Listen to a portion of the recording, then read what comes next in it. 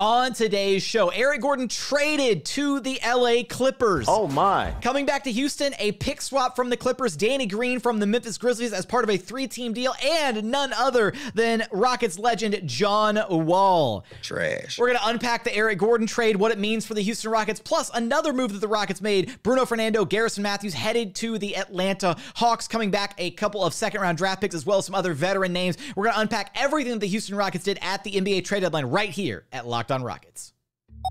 This is Mission Control, Houston. Ignition sequence start. The Houston Rockets select Jalen Green, Alperen Sengun, and Jabari Smith Jr.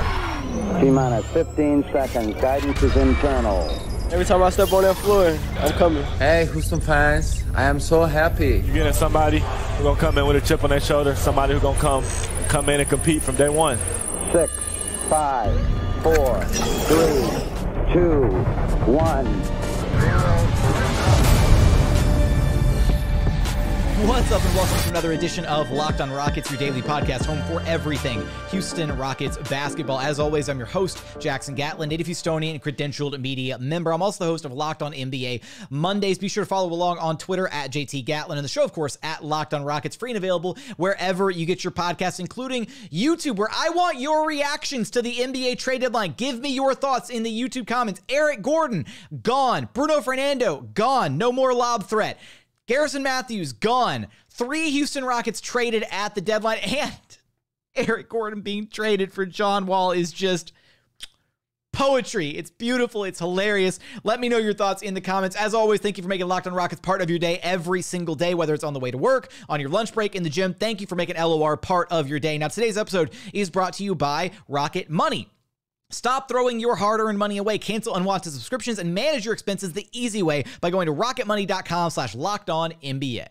Joining us now to talk about what was supposed to be a quiet NBA trade deadline and instead wound up being one of the craziest deadlines in recent memory. And hey, it was crazy. You've got all these different moving parts. The NBA landscape is going to be completely different after this deadline. And hey, the Rockets were active.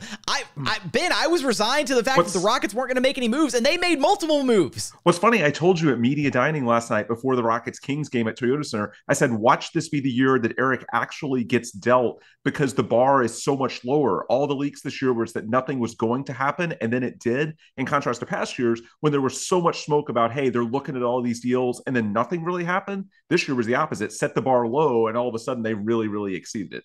We've got multiple trades to talk about here as they relate to the Houston Rockets, an active trade deadline for the front office and Rafael Stone.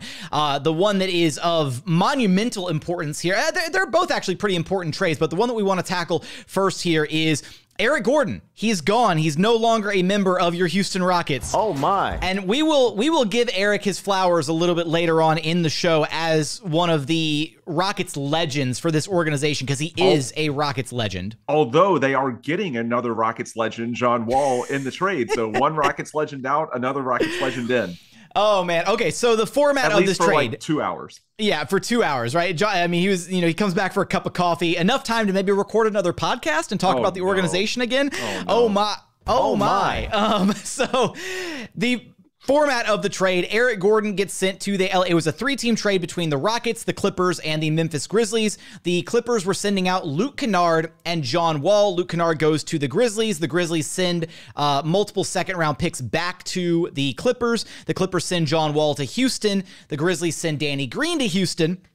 And then the Clippers also give the Houston Rockets the swap rights to their 2023 first-round draft pick, which, as it currently sits at the time of this recording, the swap rights for that pick, the pick is sitting at pick number 18, I believe. Mm-hmm. And the swap rights would allow the Rockets to swap from the Milwaukee Bucks pick that they own, which is effectively allowing them to jump up 10 spots from where the pick is at, currently 28th in the pick standings. So that's the trade. It is currently top 6 protected. Originally, I reported that it was top 9 protected. The protections got even better on it for the Rockets, that is, as it's only top 6 protected.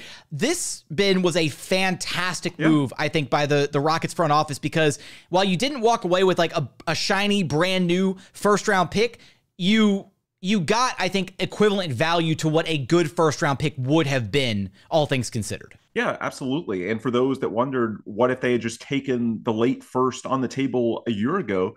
Effectively, what you did was eliminate the uncertainty. They didn't want a super late first a year ago for the reasons we've been into before. They would have tried to trade that and sort of move up or roll it over into the future. Well, this takes away that uncertainty. Instead of another late first asset, by virtue of this pick swap, you have already basically moved from the Milwaukee pick to a legitimate pick in what's probably going to be the middle of the first round.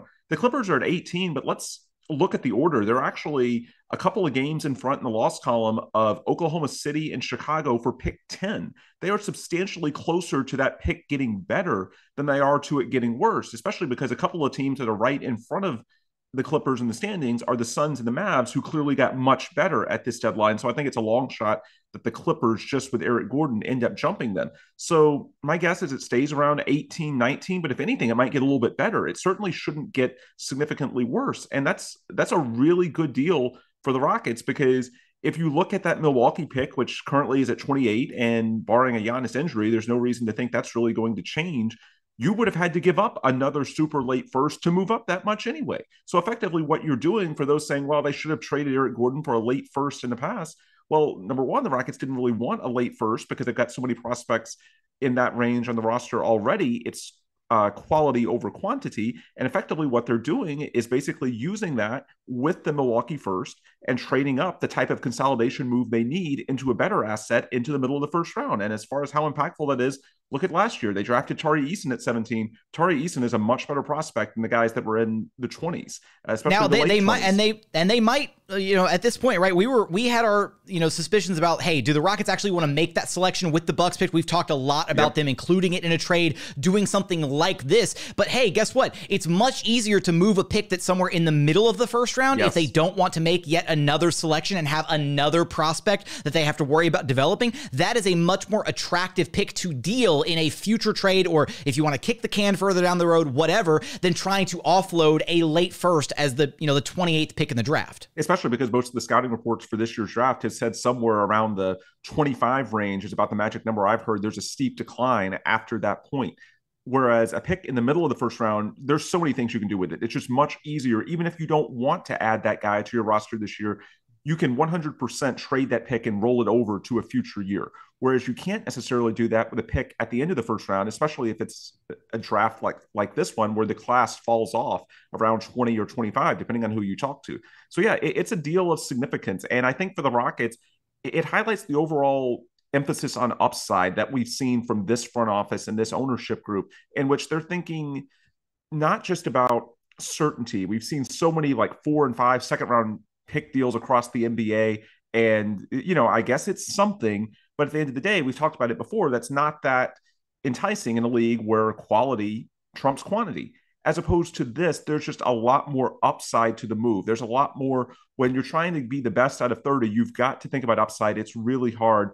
And this just gives you so much more room to grow and do things with that pick than, say, the certainty of dealing him for the poo-poo platter of seconds, as you've called it in the past. Trash.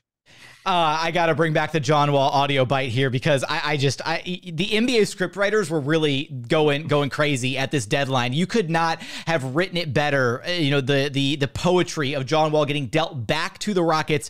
It has been reported they expect to, waive John Wall. It's uncertain whether or not Danny Green will stick around the organization. Although if I had my 2 cents about it, I think Danny Green is exactly the type of veteran you would love to have in that Rockets locker room. Maybe teach some of these young guards how to actually play some defense. And isn't he, I forget, is this a joke or is this real? Is he actually Gerald Green's cousin? That's a thing? Is that a real thing? I think it is. I would have to go back and look, because it's been a few years since we've had those conversations with Gerald, but I believe that it is. Look, the truth of the matter is, it's sort of similar to Dennis Schroeder a year ago, in which the primary incentive for the Rockets, and I know this from talking to people inside the building, is the draft compensation. However, if the player is amenable to sticking around, they might consider it, because they have several open roster spots today. There's no EG, there's no Garrison Mathews, there's no Bruno Fernando. The point of those trades in terms of the short-term rotation is to open up more minutes for Josh Christopher and Usman Garuba. I feel confident in saying that. but the roster spots are open. So if a guy like Danny Green is amenable to sticking around and being that veteran influence, I suspect they'll be open to it. Again, the draft compensation is the primary, but they are going to have to fill those roster spots one way or another. And it's not like you're going to be able to play whoever you sign to those spots anyway, or if you don't sign, maybe you keep the players you traded for. So I think they'll be open to it. It's just a matter of whether the veteran would be okay with not playing, because what you don't want is a veteran that's trying to play for his next contract, but he's on a bad team, he's not playing, and so he's going to be disgruntled. What you want is someone like Boban that's willing to gracefully take a seat at the end of that bench and do the right things in practice. Hopefully Danny Green is amenable to that, because I agree with you, both on paper and everything we've heard about him from a mentorship, leadership perspective. I'd be open to it 100%. Coming up, we've got another trade to talk about for your Houston Rockets. Garrison, Mathews, and Bruno Fernando on the way out. We're going to break down that trade, the return that the Houston Rockets got from the Atlanta Hawks, moves at the margins, things we've been clamoring for, and it finally happened. We're going to break that down for you. But first, today's episode is brought to you by Rocket Money. Do you know how much your subscriptions cost? Most Americans think they spend around $80 a month in subscriptions, when the actual cost is closer to $200. If you don't know exactly how much you're spending every month, you need Rocket Money. With Rocket Money, formerly known as Truebill, it's a personal finance app that finds and cancels all your unwanted subscriptions, monitors your spending, and helps you lower your bills all in one place. Rocket Money will quickly and easily identify your subscriptions for you, so you can stop paying for the ones that you don't want or need anymore. Simply find the subscriptions that you don't want, press cancel, and Rocket Money will cancel it for you. No more long hold times with customer service or tedious emailing back and forth. Rocket Money makes canceling subscriptions easy, simple, with one click of a button. It's fantastic. Stop throwing your money away, cancel unwanted subscriptions, and manage your expenses the easy way by going to rocketmoney.com/lockedonnba. That's rocketmoney.com/lockedonnba, rocketmoney.com/lockedonnba. And continuing on here at Locked On Rockets, your daily podcast home for everything Houston Rockets basketball. Now, we unpacked the Eric Gordon trade. We still have more thoughts on that, and kind of, again, I mentioned we're going to give EG his flowers as a Rockets legend. We're going to, share some more notes and takeaways from what that trade means. But we have a second trade we need to talk about as well, and that's more of an kind of an at the margins type trade, and that's the Rockets consolidating some pieces here. Garrison, Mathews, and Bruno Fernando traded to the Atlanta Hawks for Justin Holiday, Frank Kaminsky, and 2 second-round draft picks. This is the type. First off, we know that good friend of the program, David Weiner, Beam a Thug, he is going to be over the moon over the second-round pick acquisition here, but this is the type of trade we want to see, right? Then where you take guys who are, very clearly, Bruno, Garrison, are they part of the Rockets' future? No. Were they absorbing minutes in the rotation that you could, argue should go to other guys, other prospects like Atari Eason on the wing or Usman Garuba at the backup 5 spot? Absolutely. So now you clear those guys out. You bring in 2 veterans in Justin Holiday and Frank Kaminsky, which at this point, we're uncertain whether or not those 2 guys will stick around, just like we're kind of uncertain whether or not Danny Green will stick around at this point. But I could make the argument that those guys could be nice veteran additions to this Rockets locker room. And you get the 2 second-round picks, which, as we just saw at this deadline, teams are using those second-round picks to grease the wheels on plenty of trades. And by the way, those 2 second-round picks are from Oklahoma City in 2024 and 2025. I know that's confusing because the deal was with Atlanta, but Atlanta owned OKC's picks. And say what you will about the Thunder, I know they've overachieved a bit this season, but I do not expect them to be title contenders or anything close to that in 2024 or 2025. So worst case, those are middle of the first round or middle of the second round, and maybe you get lucky and it's in, the 30s. So those are not like, poo-poo platter of picks. Those are actually pretty decent picks as well.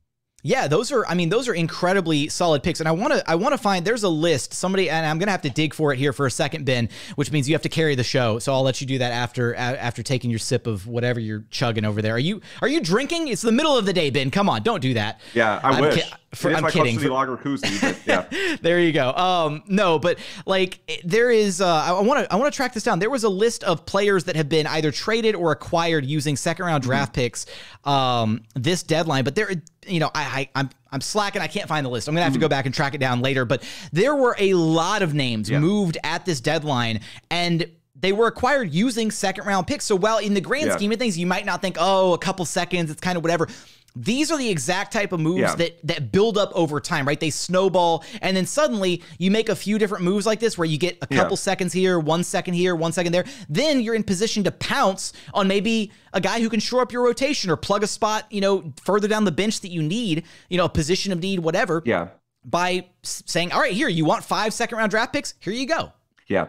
Again, as with the first deal, this was all about the draft compensation. We'll see what happens with the players. Maybe they stick, maybe they don't. But the bottom line, in terms of the rotation, Garrison, Mathews, Bruno, Fernando, they were playing occasional minutes, but everything I've heard is that those minutes are earmarked for Josh Christopher and Usman Garuba, your 2 second-year prospects that you want to get a better evaluation on heading into this summer with all of your cap room. So I think the Rockets are doing the right thing there. It's not that they want to necessarily play these veterans. They could stick around. Again, we'll see what their attitudes are, but they get it. This is about opening up more minutes on the bench instead of playing guys that don't have a lot of upside.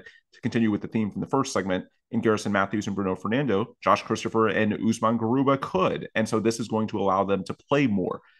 In terms of the move at a higher level, I actually think this is a move that you need to give your flowers to Tillman Fertitta.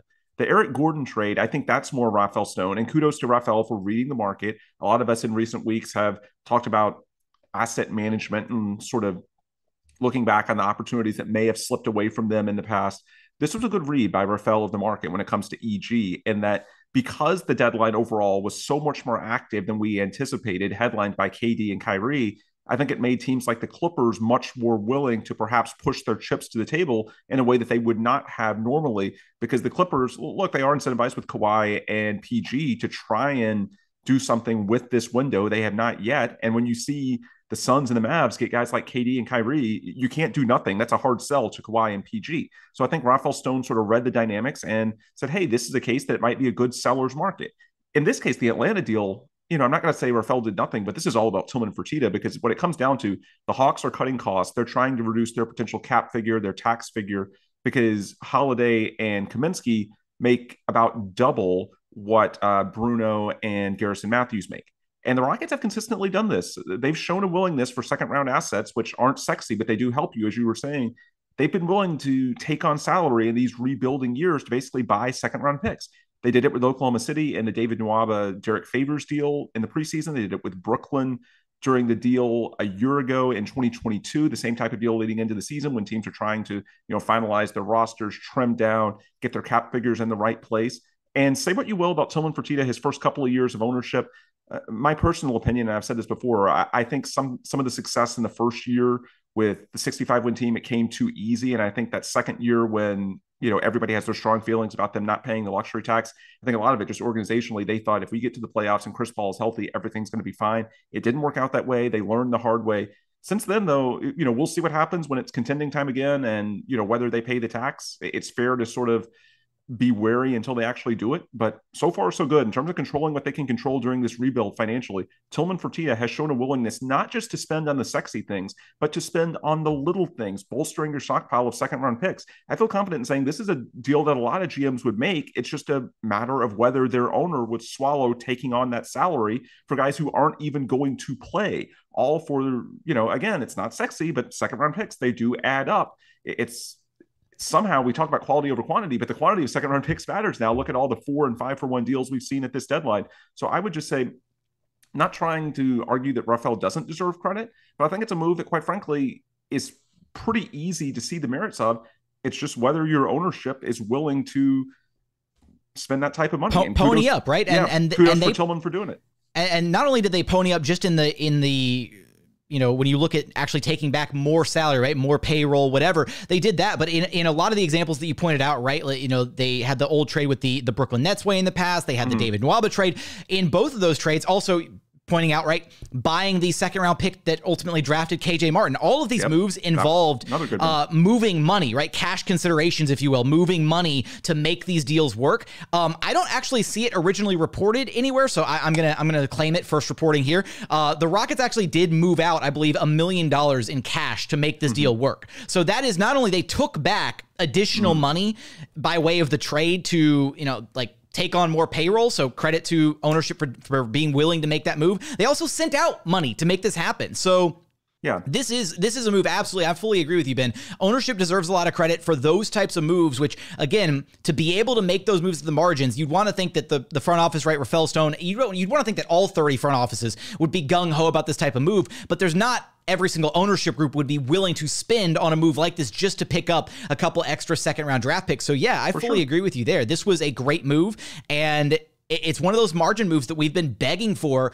the Rockets front office to start making, to start consolidating some assets and figuring out how they can, get those little assets, right? Again, like you said, not sexy. Second round picks aren't necessarily sexy, but they can help you grease the wheels on a trade here and there. They might be able to help you pick up a difference maker, a slight difference maker further down the line. Or maybe you just get really lucky and you actually use one of those second round picks further down the line and pick up a guy somehow, in the second. Pick up your Nikola Jokic. There you go, right? Pick up your Nikola Jokic to pair with a future Victor Wembanyama, if you will. No, I kid. But we want to continue discussing the NBA trade deadline, some more takeaways, how things impact the Rockets, kind of just our 10,000-foot view of what this trade deadline means for the Rockets moving forward. We're going to get there in just one moment after a quick message from our friends over at FanDuel.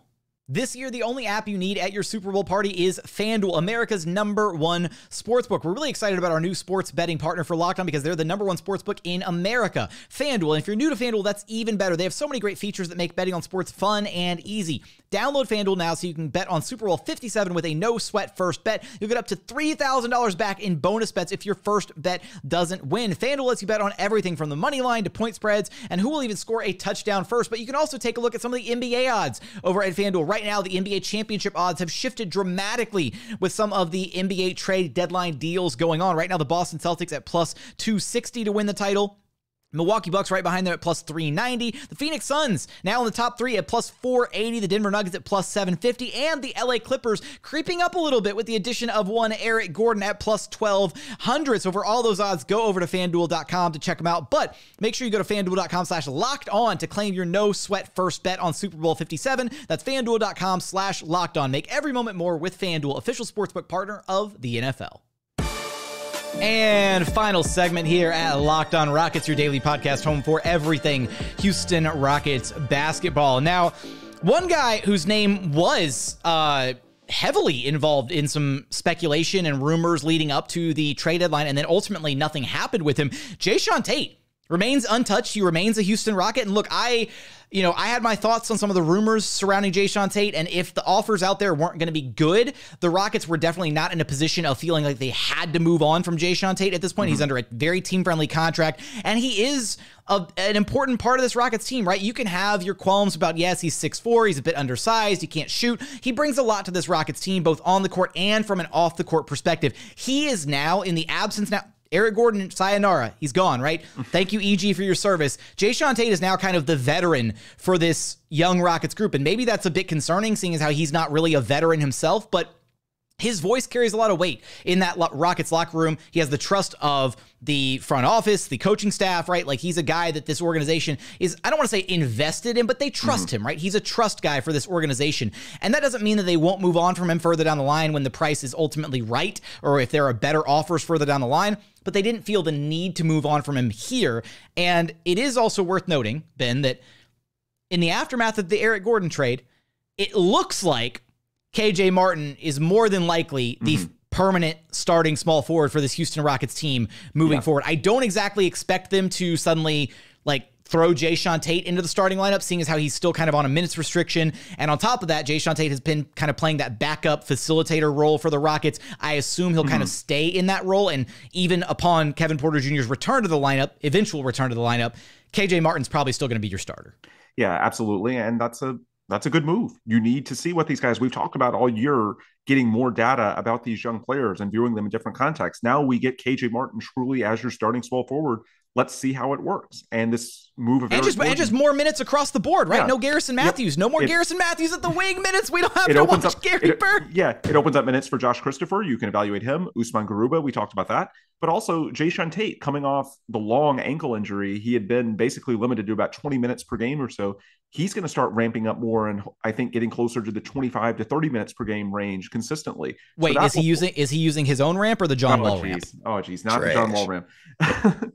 And then, you're going to get more minutes for Tari Eason, which we talked about ad nauseum throughout the year.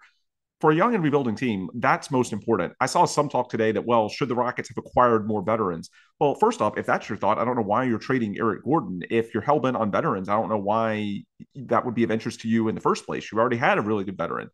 To me, in a season that's already almost 3/4 of the way gone, there's not that much to be gained from playing a veteran in your rotation. This team is what it is. And by the way, I think we all expect there's going to be a new coaching staff after the season. So whatever happens over the final 25 games or so, what does it really matter in terms of their long-term future and how they fit with the next coaching staff and whoever you sign this summer? At this point, there's much more to be gained as you're playing out the final 2 months of this season from evaluating your younger players. And again, you do have a veteran in Jae'Sean Tate. I know it's just his third NBA season, but he's 27 years old. He played professionally multiple years overseas, so he's not a typical third-year NBA player by any means.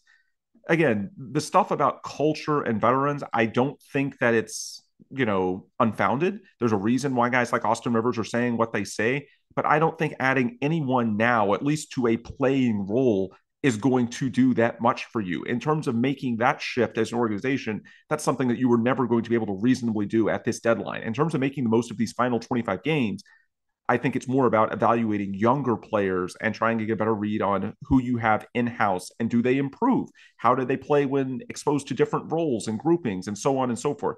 That's much more valuable. Now, maybe, you can acquire some veterans at the end of the bench, like we were saying earlier, to the Boban type role. I would love Danny Green in particular to be one of those guys, as we talked about in the first segment.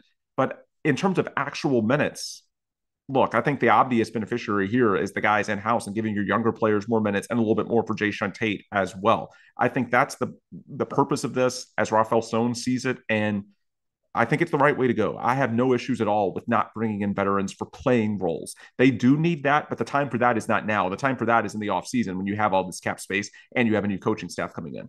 Absolutely. Could not agree more. And then on top of that, I think just kind of looking elsewhere for a brief moment here, stepping away from the Rockets, as it still pertains to the Rockets, the Nets didn't do anything of consequence, anything further of consequence, right? We there was some speculation. I on our most recent episode going into the deadline, I speculated on what would the Nets do leading up to the deadline in the aftermath of the KD trade. Would they start selling off all these different guys and trying to get them to, other contending teams, playoff teams, or would they just kind of stand pat and say, you know what, we're just going to roll with this group of basically like 12 plus 3-and-D role players and Ben Simmons and Nick Claxton and call it a day and see what we can turn into. And I think it might have been better for the Rockets had they kind of auctioned off some of these guys and become a worse team because of it. Yeah.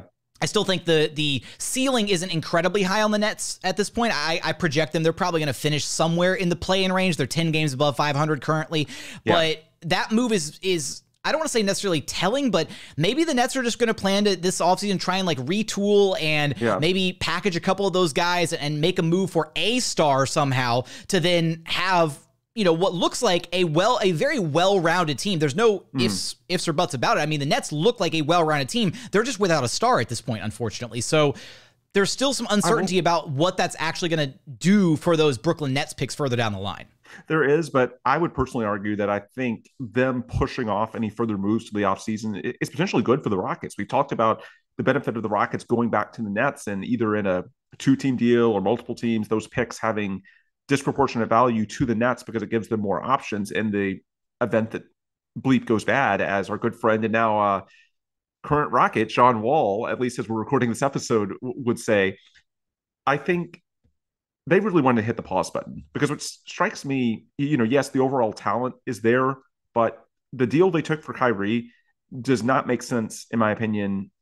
It's not compatible with what they took for KD. Yeah, they took a win now package for Kyrie, and then it strikes me as, and I talked about that, they took the win now package for Kyrie almost as a way to say, hey, Kevin, will you stay, please? Yes. And then Kevin was like, no, and then they took the best, like, picks-laden package. To me, it strikes me that they're sort of flying by the seat of their pants this week. And so my guess is that Sean Marks' ownership, they just wanted to sort of hit the pause button, just take, the rest of this season, the next couple of months to sort of catch their breath, and then going into the summer, try and make a more firm plan as far as what they do moving forward. But from a Rockets perspective, you could definitely sell me on the idea that maybe some of these assets, we heard Kelly Eco report that the Rockets were kicking the tires on both Bridges and Johnson from the Suns to 3-and-D type wings. I'm actually curious to see how they play on a team that doesn't really have any creators. A lot of their value has come from playing alongside Devin Booker and Chris Paul the last couple of years. As opposed to the Nets, there's not really that straw that stirs the drink. Sorry, I don't buy that Ben Simmons is ever going to be that guy. I know Cam Thomas is on his 40-point streak, but number one, I think there's a little bit of insanity to that. And two, I don't think that he's necessarily a guy who's creating for his teammates even when he's scoring. So these types of guys that they picked up, they're useful, and you can throw Finney Smith in there as well, who played alongside Luka the last few years in building his value. It remains to be seen just how valuable these guys are going to be when they're not consistently around elite playmakers to sort of mitigate their deficiencies in those areas. So if you're the Rockets and you're potentially interested in engaging the Nets, and I've seen people, make this suggestion over and over again saying, hey, these picks are disproportionately valuable to them. Let's see if you can get a good deal. It may be more advantageous to the Rockets to pursue this over the summer. I guess number one, the obvious thing is they've pursued over the summer. It doesn't impact, your tanking this year, wherever you finish in the draft. That's always, even with 25 games left, it's a slight factor. But I think the bigger thing, you could argue that maybe some of these Nets players don't look quite the same way. We're looking at them in a different light in a couple of months when we see how they perform without a guy like Luka or Devin Booker or Chris Paul next to them to sort of fatten up their value the way so many of these guys have had, the benefit playing alongside those guys the last couple of years. Yeah, I mean, maybe it is, and I can buy into that notion that kind of it's better for the Rockets that they did kind of just push things off and wait till this offseason to kind of reevaluate, kind of see where things are at. I do, right? The Rockets are at a point, though, I think it is worth noting. We mentioned before that we're uncertain who's going to stick around after, of the veterans that have been brought in. We know that John Wall is going to be waived. That one is, I still think it would be hilarious if they called John Wall in for 7 a.m. practice and it's just Rafael Stone sitting in the film room with the podcast interview running in the background. He's like, "What's up, John?" Can we get another John Wall tribute video? Oh man, please give me that. No, look, Rockets fans have been getting these jokes off about John Wall, and deservedly so, all things considered. But they do, I believe they still are, they are one roster spot heavy at this point. So somebody will have to be waived. Maybe that somebody is a Boban Marjanovic if they decide, if they deem that the other veterans that they brought in are actually worth keeping around. Danny Green, Justin Holiday, Frank Kaminsky. Maybe it's somebody like a Daishen Nix. We don't know that information at this current point, but of course we'll have you covered for that. Now, Ben, I want to spend a moment here, unless you have anything else you want to chime in about the actual trade deadline and reacting to the moves that relate to the Rockets. I would like to wax poetic for a moment about Eric Gordon, if that's okay with you. Let's do it. I'm gonna miss Eric Gordon. We've been talking about the need for this organization to move on from Eric Gordon for a while now. It's been the right move probably to move on from him for a while now, but now that it's official and now that it's happened, there's a part of me that's a little bit sad, right? Because he has been, he was the last remaining link. I mean, if you don't consider Rafael Stone a link to the previous era, but the last remaining on-court link to the previous era of the James Harden era, right? Some of the best basketball that this Rockets organization has ever played. He was a three-point champion. He hit some very crucial. So he hit arguably one of the biggest shots, or just the biggest shot in Rockets playoff history, to put the Golden State Warriors, one of the best teams ever assembled, or arguably the best team ever assembled, on the ropes to go up 3-2 in that Western Conference Final Series. Eric Gordon has been such an important part of this Rockets organization, and he truly is. He's a Rockets legend, right? And you can make the argument that he is the most important, or the biggest, I would say maybe not the biggest, but the most important free agent acquisition in franchise history. You could maybe say Dwight Howard up there. I saw some people throwing those two names around. Dwight was the bigger name, of course, but I think when you look at the actual impact had on the organization, it's got to go to Eric. And he was a pros pro through this whole situation, through the rebuild. He has nothing but love for Houston. And it's worth noting, if things don't necessarily work out in Clipperland, maybe the Clippers don't want to pick up that contract option. There's always the possibility that Eric could just be in LA for a half season. And then maybe if the Rockets make some moves and they're looking to add some veterans and they want to bring him back, this might not be a permanent goodbye for Eric Gordon. Yeah, I don't think Eric Gordon wanted to leave Houston except for the losing. If Houston is in a place next year where they're legitimately trying to win and they bring in more veterans, perhaps his buddy James Harden, Yeah, I would guess if he's in the market that he would have some interest, because every time I talked to him, he seemed quite happy. Even the last 3 years, for the most part. I know there was the New Year's Eve outlier, but he was a good influence even these last couple of years. He was a really good soldier. And after the trade deadline last year, when a lot of people expected him to be moved and he didn't, look at the quotes from guys like Kevin Porter Jr. and Jalen Green. They loved keeping him around, cited how much he meant to them and it helped them on and off the court, adjusting to life as NBA players. Yeah, Eric Gordon was a really, really good, not just player, but guy over the last 7 years. And I'm going to miss him. And, to start the day, when the rumors picked up that Gordon was more likely to be moved, that the reports that, the Rockets weren't likely to do anything significant, something had changed. And as I mentioned earlier, I think Stone was sort of shifting to the market and adapting to the idea that, hey, it's better for sellers than had previously been thought. There was some talk that game last night with the awful call on Gordon with 0.3 seconds left. And yeah, I'm sticking by that being awful. I don't care if the official NBA refs say it's the right call or not. The bottom line is we all have opinions. We're allowed to have opinions as paying customers. And in this case, media members that spend so much time covering the league. That call was trash. Yeah. Thanks, John. I don't care if there's contact or not. Nobody, in my opinion, that pays hundreds of dollars for an NBA game wants to see contact that minimal with 0.3 seconds left in a 1-point game whistled and to have an official put his thumb on the scale. That's, just not a way you want to see a game like that end. I think regardless of whether it's right or wrong, I think more importantly, it's just not the game that most fans and customers want to see. And so from that perspective, I think it was horrible and the Rockets deserved to win that game. As far as EG, though, there was some talk that, man, that'd be a terrible way to go out. But in some ways, it's actually sort of reminiscent of the theme of his overall tenure. So close, not quite there, and yet he still doesn't let it affect his attitude. We saw post-game. I mean, he could have said a lot more than he did. He didn't. He was in the right frame of mind. And, we think back, of course, the shot he made in 2018 Game 5 against the Warriors that should have won the championship. Ultimately, pick your reason, Chris Paul's hamstring, Scott Foster, the 0 for 27 outlier. It didn't win the championship. It put you right there, but unfortunately, it just didn't happen. He had some injuries the next couple of years that cost him basically half of the season. And then when the situation went crazy with James Harden and Russell Westbrook and everything blew up, one of the big reasons that Eric Gordon stuck around, it just wasn't in his DNA to do what James Harden and PJ Tucker did, both on and off camera, in public and in private, to force their way out. It's just not in Eric's personality. And I do think that worked to the benefit of this team in the early stages of the rebuild. He was a very useful bridge in a way that a lot of guys wouldn't have been.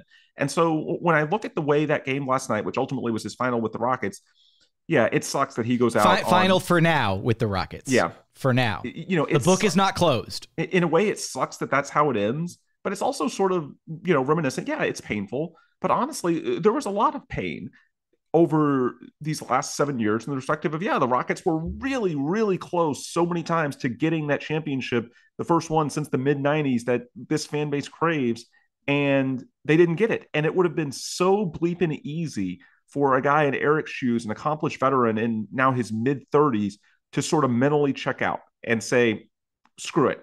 Just get me the hell out of here. Do what James and PJ and everybody else did to just leave this franchise behind. And he didn't. He was a good soldier. The closest thing we got to seeing Eric Gordon be that guy was New Year's Eve. And number one, it was an outlier. And secondly, look how he responded to that. It was his third year. He finally had one blow up. And, Steven Silas mentioned talking to him the next day about it. And since then, he's been fantastic. His defense has picked up. His efficiency in January was really, really good. That stretch without KPJ and Jalen, where they won 3 of 5 games at the end of the month, that was with Eric Gordon basically taking over as the focal point of your offense. And he helped you defensively in that stretch as well. We joke about, the 293 points in the 2 games against the Thunder and Kings. They were actually in the top 10 in defense, that 3-2 stretch I was referencing, with Eric Gordon taking on a big role. That's how he responded. It would have been so easy, especially after New Year's Eve, for him to say, you know what, this is terrible. This situation is crazy, to mope, to pout, to do what PJ did. That basically, PJ was sort of, I guess, his contemporary in terms of a role player on those teams. And with PJ, it got so nasty, the team just literally sent him away while they were working on the deal. Eric, despite having so many variables go against him, and again, I don't want to make it sound like that there weren't any positives. There clearly were. It's just it wasn't quite what we all wanted. It didn't get the Rockets to the finish line. And yet Eric still, put on a happy face. He was a good soldier. I'm sure some will hear me say put on a happy face. Fun meter? Yeah. Fun meter? or point to all the memes that would suggest otherwise. No, the bottom line, he was a really good guy. He kept at it. He kept fighting. And, perhaps it's symbolic the way that this is the way it ends. It's frustrating. It probably should have been slightly better than it was. You were so close. But ultimately, when you step back and you look at, not just the final moment, the final play, but the entire, in this case, like last night, even though it sucks the way it ended, it was clearly a positive game from the standpoint of this team. They responded well. They played with more intensity. And, with Eric, I think it's just the way he's responded to a lot of this adversity. To me, that's what defines his Rockets tenure. It's why he stuck around so much longer than many of the other veterans from that contending era in the late 2010s. And, I'm just going to miss him. I mean, I know that it's time. He wants to contend. It's a good opportunity for him to be on a winner, although I hope they don't win too much since the Rockets now have that pick swap. But, I'm going to choose to remember the good times. And I think the way this went down, even this season, that it seemed like he was as close to disgruntled as he's ever been. He handled it so much better than a lot of other guys around the NBA would have if they were in his shoes. Fun meter, meme god, sixth man of the year, 3-point champion, Rockets legend. We got to run it back one more time for Eric Gordon. Here we go. Oh my, someone called the National Weather Service. We had an unanticipated storm in the building tonight. Homeboy was raining threes down on these fools. Bam, bam, bam, one after another. They'll lose track of you and boom, another one. That was sweet to see. You keep shooting like that, it's going to make a huge difference for us. Oh, man. Is Jae'Sean Tate ready to assume that responsibility? No, we've known for a while that the man who will be now thrust into the limelight as the new meme god for the Rockets is Alperen Sengun. The faces and the reactions that he makes to the refs, those are fantastic. So that is Al P's new role. But I will say, for anybody worried about losing these sound bites on the soundboard, they are not going anywhere. We retain the rights to the memes and the sounds. All of them. Yes, the sounds, the memes, all of it. We retain full exclusive rights to them.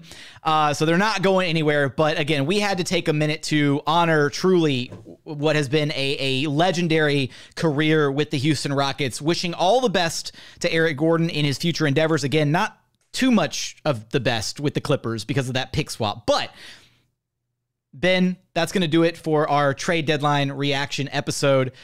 Let everybody know where to track you down at. Yeah, for sure. Rocketswire.usatoday.com. I'm going to have some analysis. One point that I meant to throw in earlier, and I'll throw it in right here because I am going to have it in an upcoming article. The EG deal actually reminds me a little bit of what they tried to do with Oladipo a couple of years ago with the pick swap. And that's why I haven't crushed Rafael as much as some others on that move, because I think, they were hoping to move. At Brooklyn at the time had KD, Harden, and Kyrie, and were likely to be in the late 20s the way Milwaukee is now. There was a lot of uncertainty at the time with Miami. And so I think with that deal, they were hoping to move up the same way they're likely to this year.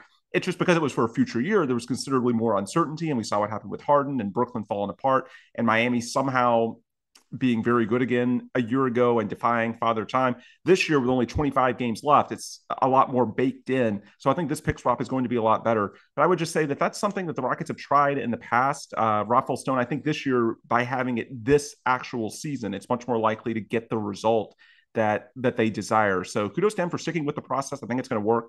But yeah, I'll have more of that on rocketsbar.usatoday.com. And I have my takeaways from the deadline, big picture, what it tells us about ownership, the GM, and everything else to do with the Houston Rockets. And yeah, besides going to the website, the Rockets Bar on Twitter is where you can find links to all of our articles there. Also the Logger Line and Ben DuBose. That's my personal Twitter handle. And of course, the Logger Line, the podcast I host with Paolo Alves. I'll have a new episode there in a couple of days as well, with some longer form analysis on this deadline that you can find there as well. Jackson, as always, thank you so much for the time. That's going to do it for another edition of Locked on Rockets. As always, thank you so much for checking out the show. If you haven't done so yet, please consider subscribing wherever you listen to your podcast. That's Apple, Spotify, Google, the Odyssey app, free and available on all podcast platforms. We're also available on YouTube. Just go to YouTube, search Locked on Rockets. Be sure to like, comment, and subscribe. Leave your thoughts on the Rockets trade deadline moves. Put them in the comment section. I read all of those. But as always, thank you so much for watching. Thank you so much for listening. And we look forward to having you back right here at Locked on Rockets, your daily podcast home for everything Houston Rockets basketball.